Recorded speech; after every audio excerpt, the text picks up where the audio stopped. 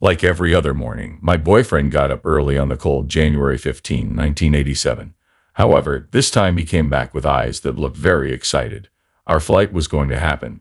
Unfortunately, I was too sick to care about anything but resting. He was so insistent that I felt like I was being dragged out of bed to get dressed. I felt a little better when he left for a moment, hoping he'd come back. When I looked out the window, though, I saw the storm, a raging blizzard with whiteout winds whirling around very quickly. As soon as the shower started, I knew I was in big trouble. He yanked me out of bed before I could say no. I was sick to my stomach and couldn't stand up straight. He ignored my complaints. My fuzzy mind kept playing his words. We're flying. From 5,000 feet up, the storm goes away. It was confirmed by the expert. What kind of person would believe that? Beyond, the sky was a mess. He came back from the hotel and put my worries to rest. I didn't understand why anyone would try to fly in those conditions, but he wouldn't give up. He pulled me into the shower. It's time to go. You're coming too, he said. I knew that resisting would not help. That's the last thing I said. Not in this lifetime. A chill ran down my spine as the balloon rose. It was a mix of excitement and fear. It tingled all over my body. We left the world and disappeared into the clouds that were floating around us, giving us a strange blanket of silence and mystery. The strangely still atmosphere was only broken by the gas burner's roar, which sounded like a dragon hissing. The clouds suddenly parted, showing delicate shapes that looked like cotton candy floating in a sea of blue. Going down to skim above a frozen mountain lake was fun with the wind. As we laughed, the bright colors of other hot air balloons mixed with the sounds of animals racing below. It hit me with a force I didn't expect at 12,000 feet. I am not my body. My spirit was flying as I gave in to the moment. We drifted to a holy spot that was bathed in sunlight. The alpine fields of Rainier welcomed me like an old friend. This is where my grandmother's love brought us back together after many years. Her appearance reminded me of how she comforted me when I was sick as a child, which made me feel better about the guilt I had been feeling for her death. In this magical realm, we reunited beyond space and time, embracing the love that has always bound us. I was surprised to find comfort in the ground beneath our feet as we got closer to a bright light. I walked across a valley with confidence, knowing that it looked a lot like my real life but was nothing like what I thought heaven was like. It was a hub where the past, present, and future all fit together perfectly. Several worlds crashed into Earth, which broke my simple ideas of what was good and bad and hot and cold. I shed my human form and am now wearing a silk dress from a long time ago, maybe from a past life. My life turned out like a big show on stage, with loved ones talking to each other in a language that was more than words. A language of pure love. I knew I would follow them as they each left. The last figure, who I didn't know but was clearly strong, spoke directly to my soul, cutting through my thoughts and logic. You will bring about love, change, and spiritual awareness. Linclair, he said, we will meet again in 27+1.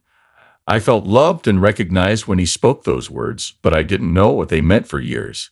Over time, the meaning became clear, showing the difficulties that lay ahead. We shared life and love in a way that went beyond the physical when I saw my grandma and father again. I thought of a scary adventure I had in the woods in 1977. It was a moment I will never forget. Even though I was miles away, my dad was having a heart attack. His death truly affected me, even though we had grown apart in time. He couldn't protect me from the psychic forces inside me, which made me frozen with fear of the emotional pain these skills could cause. But as time went on, I realized that my bond with my father and other people was much stronger than blood. The bond was strong, and neither of them needed his or anyone else's acceptance. This meeting taught me that love and pain don't always go together. Death isn't the only thing that can cause grief.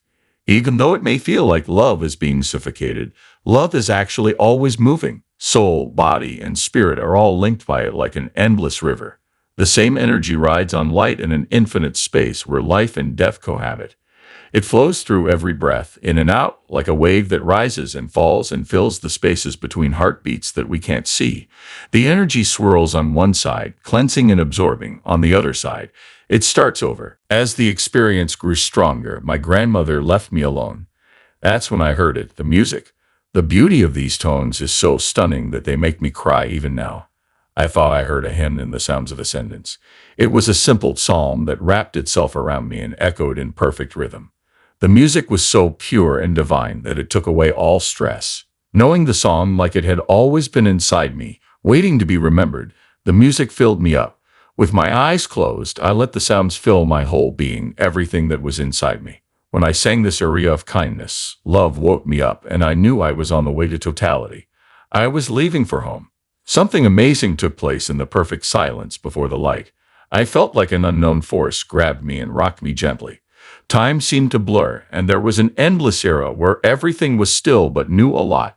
In those holy moments, I knew that this seeing, this talking to other souls, had to have happened a very long time ago. It wasn't a finding, it was a reunion. We breathed a shared spirit into each other's minds and hearts. Even though I knew I was going to die, that death gave me a deep understanding of a love that never changes. I was linked to the one by a golden cord of love that will never end. I can still feel it. We renewed our goal to bring back and restore love's light in front of this throne that will never end. I have never seen nor heard of such a deep dedication. After that, I got on an elevator instead of the tunnel that many people say it is. Someone was calling my name from the top of the mountain, and I was sure it was a loving voice. The sounds drew me closer, stronger this time, leading me to the unavoidable end. The music wasn't just sounds, it was love itself, giving my heart a peace I had never felt before. The director of this celestial journey then, as if by some invisible hand, told everyone to change into something else. I didn't see or feel the change, but all of a sudden I was wearing the most beautiful white and mother-of-pearl dress. It sparkled like it had a life of its own. It looked like spider webs were used to make the fabric so thin. It was covered in sawdust and floated over my skin like a choir of little angels. Next thing I knew, this wasn't just a dress. This cloth with its shimmer was my divine signature, my energetic frequency, and the very core of who I am and who we all are. Beautiful, clear, pure light. Inner and outer parts of me felt as light as a feather. As I moved toward the altar like a bride, I took one step over the barrier. That was the moment I left my right footprint for all time. Just by looking at the swirl of light and sound, everything changed. In a moment, my life changed. Watching as light moved back and forth like a cosmic loom, that one thread was woven into a beautiful fabric. The pattern was both so complicated and so simple that I knew it had to be planned. As the loom moved with kindness that knew no bounds, I understood that this was time, music, and the very shape of the universe. I knew that the music was a variety of light that defined and filled space and wove the very fabric of time and space. I was in my house. I only had to take one step into the universal dance to get back to the source of all love. I saw in that light that my life and all of life are just sparks like holograms. And it was the first time I felt happy.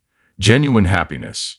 Even when we're in the middle of something beautiful, chaos can still find us. A shriek came out of nowhere and shook the whole room. It sounded like a needle being dragged across an old record. I could feel it. A loud sound that went through my mind, my heart, and even my space. Suddenly, I was fighting a monster I couldn't see. It was too hard for me to fight off the grip on my left ankle. I turned around to try to get away, but I couldn't. I tried very hard to remember everything I could, including the music and the pattern the loom was making. That was the end of today's event. I love reading what other people have to say, so please do. You already know what to do. Shine your light on the comments. Wishing you safety and happiness until next time.